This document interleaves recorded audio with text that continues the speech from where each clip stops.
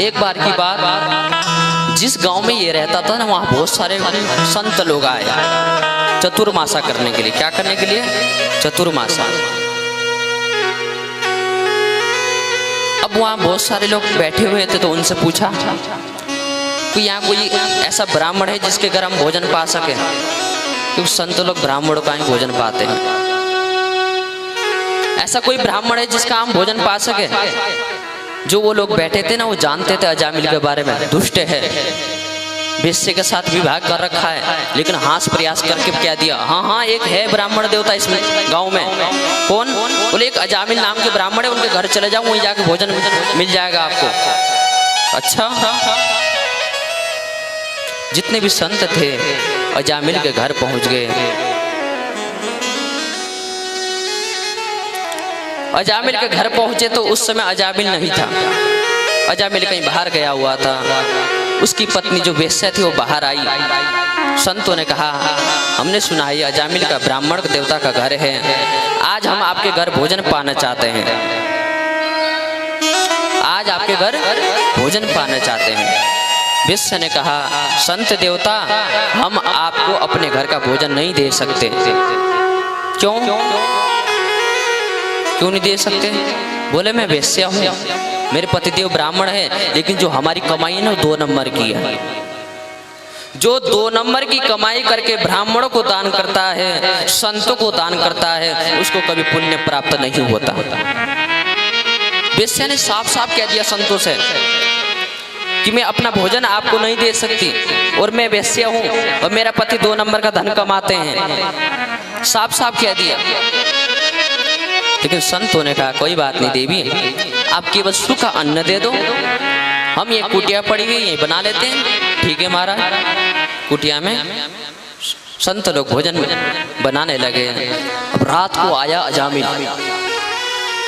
अजामिल आए तो वेश्या ने कहा, हमारे घर कुछ संत आए हुए ठहरे हुए हैं, उन्हें कुछ मत कहना आप। अच्छा ठीक है, कोई बात नहीं।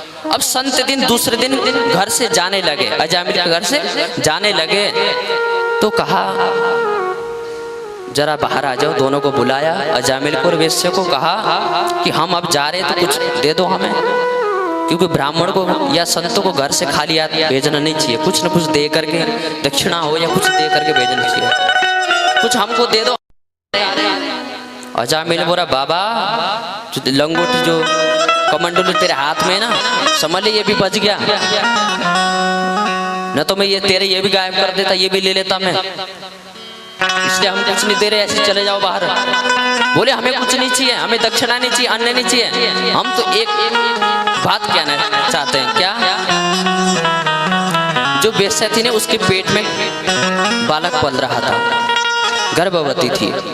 बोले अब एक काम करना, जो इस बार तुम्हारे गर्भ से पुत्र उत्पन्न होगा उसका नाम नारायण रख देना बस।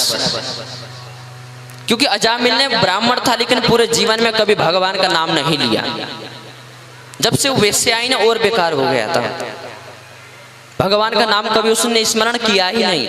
लेकिन संत कह गए कि जो तुम्हारा पुत्र होगा ना, उस पुत्र का नाम नारायण रख देना, बस इतनी कृपा करना, हमें कुछ नहीं चाहिए। यह कहकर संत चले गए। अब धीरे धीरे समय आया, 9वां महीना आया, वेश्या के गर्भ से एक सुंदर बालक का जन्म हुआ। बालक का जन्म हो तो अजामिल ने संतों की बात मानी और अपने पुत्र का नाम नारायण रखा। नारायण रखा अपने पुत्र का नाम। अब उस पुत्र से इतना प्रेम करने लगा, बाहर जाता है तो नारायण, अंदर आता है तो नारायण, सोता है तो नारायण, जगता है तो नारायण, 24 घंटे नारायण नारायण अपने पुत्र का ही नाम पुकारता रहा। इसलिए आप भी एक बात जरूर ध्यान दीजिए, अगर आपका पुत्र होता हो, पुत्री होता हो, तो आप भी उस पुत्र का या पुत्री का भगवान का नाम जरूर रखिए। चाहे कृष्ण रखिए, चाहे बलराम रखिए, चाहे नारायण रखिए, चाहे घनश्याम रखिए, उस बालक का नाम भगवान के नाम पर रखिए। भले ही आप अपने बालक का नाम का उच्चारण कर रहे हैं, लेकिन गोविंद का नाम पुकार रहे हैं। आपका बालक का नाम कब तक है? जब जन्म हुआ और मरण, जब तक तो है वो नारायण। लेकिन जो हमारे नारायण वो तो अनंत काल से अनादि है। आपका भी अगर पुत्र होता है, पुत्री होती है, तो उसका नाम भगवान का नाम पर जरूर, भले ही बुलाने वाला नाम हो, बुलाने वाला नाम हो। जन्मपत्री का नाम तो अलग निकलता है, किसी का भी नाम से भी निकला। हमारा देखो, हमारा घनश्याम है, कैसे निकला है। इसलिए आप लोग भी अपने पुत्र का नाम भगवान के नाम से ही रखिए, क्योंकि हम 24 घंटे अपने पुत्र को पुकारे, लेकिन पुकार तो भगवान के नाम से रहे ना।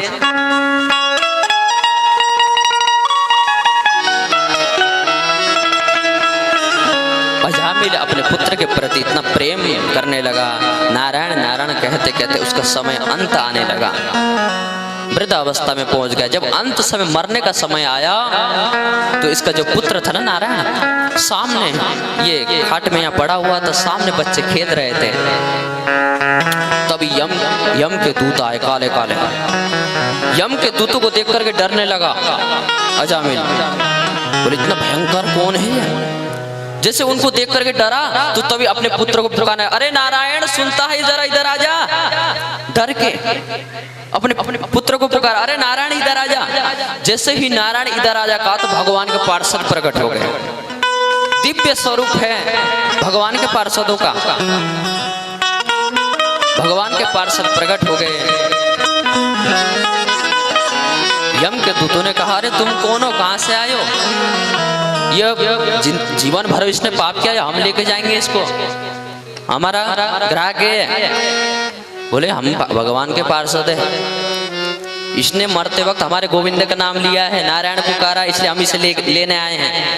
अच्छा, अरे इसने गोविंद, तुम्हारे गोविंद का नहीं, ये अपने बालक का नाम पुकारा, इसने अपने बालक को नारायण कह करके पुकारा, तुम्हारे नारायण को नहीं।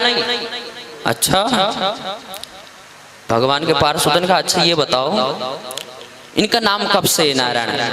बोले इनका तो जब से जन्म हुआ, मरण तक नाम रहेगा नारायण। और हमारे गोविंद का? बोले उनका तो अनंत अनादि है। फिर भगवान के पार्षदों ने यम दूतों को डांट कर भगा दिया।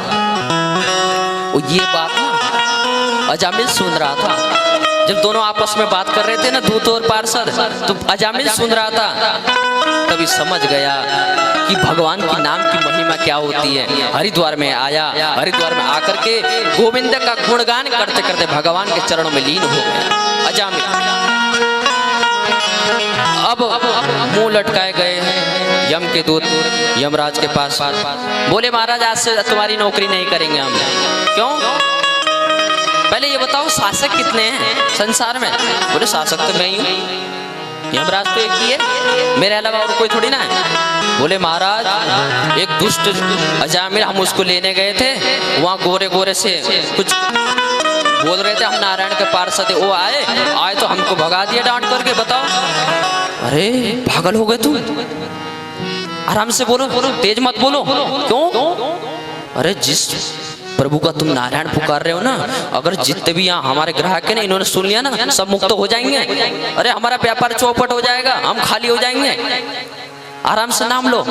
अच्छा महाराज, क्या महिमा है इस नाम के?